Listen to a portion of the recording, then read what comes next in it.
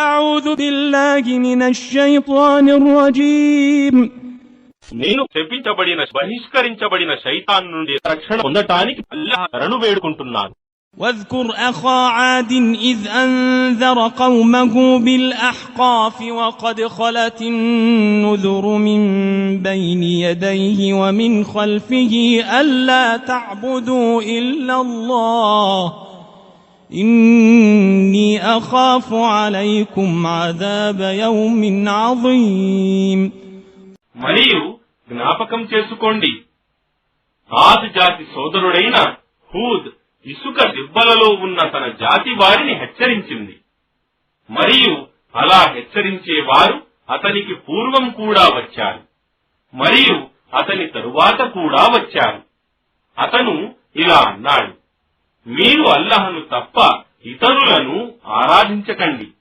అలా చేస్తే నిశ్చయంగా ఆ గొప్ప దినమున మీపై పడబోయే ఆ శిక్షను గురించి నేను భయపడుతున్నాను.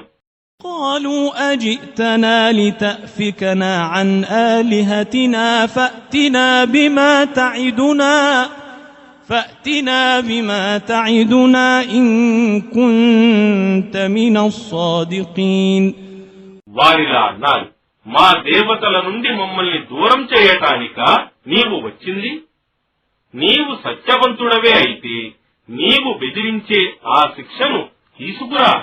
قال إنما العلم عند الله وأبلغكم ما